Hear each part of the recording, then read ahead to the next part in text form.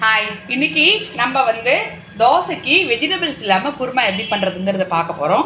அதுக்கு முதல்ல ஒரு துண்டு இஞ்சி போட்டுக்கிறோம். அப்புறம் ஒரு 3 பல் பூண்டு இதை வதக்கணும். இப்போது பூண்டு வெங்காயம் கொஞ்சம் வதங்கினோடனே இப்போ ஒரு பரட்டினோடனே வெங்காயத்தை போடுறோம். நான் இன்றைக்கி கொஞ்சமாக பண்ணுறதுனால ஒரு வெங்காயம் நீல வாக்கில் நறுக்கி எடுத்துருக்கேன் வதக்கிறதுனால. இப்போ வெங்காயம் வதங்கிட்டு நான் ஒரு தக்காளி போட்டிருக்கேன். தக்காளியும் போட்டு நல்லா வதக்கிறேன். இப்போது தக்காளி வெங்காயம் வதங்கினதுக்கப்புறம் தேங்காய் போடுறோம். இப்போ நான் ஒரு தட்டில் ஒரு 3 டேபிள் ஸ்பூன் பொட்டுக்கடலை, கொஞ்சம் சோம்பு, ஒரு 1/2 டீஸ்பூன் கொத்தமல்லி வர, கசகசா 2 காரத்துக்கு தகுந்த மாதிரி மிளகா எடுத்து வச்சுருக்கேன். இது எல்லாத்தையும் போட்டு வதக்கிறோம். இப்போ இதை வதங்கிடுச்சு, இதை அரைச்சிட்டு வந்துடலாம்.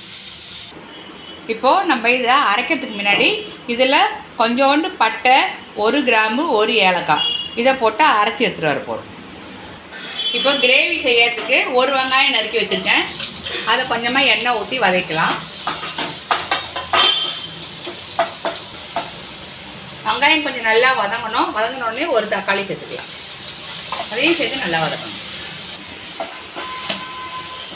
இப்போ தக்காளி நல்லா வதங்கிடுச்சு. நம்ம இந்த அரைச்சி வச்ச விழுதை இதில் போட்டுறோம்.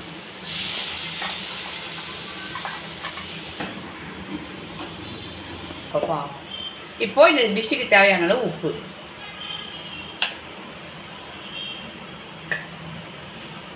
மஞ்சத்தூள் தேவையான அளவு. இது இப்போ கொதிக்க ஆரம்பிச்சிருக்கு. ஒரு 5 நிமிஷம் சிம்மில் கேஸ் வச்சிங்கன்னா அது கொதித்து அந்த பச்சை வாசனை போயிடும்.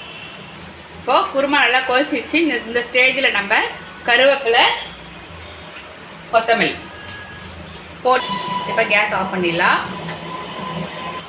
இது நம்ம தோசைக்கு, சப்பாத்திக்கு எல்லாத்துக்குமே தொட்டுக்கலாம்.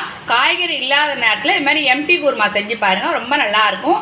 சேனலை கமெண்ட் எப்படி இருக்குங்கிறத பார்த்துட்டு கமெண்ட் பண்ணுங்கள். சேனலை மறக்காமல் சப்ஸ்கிரைப் பண்ணுங்கள். தேங்க்யூ.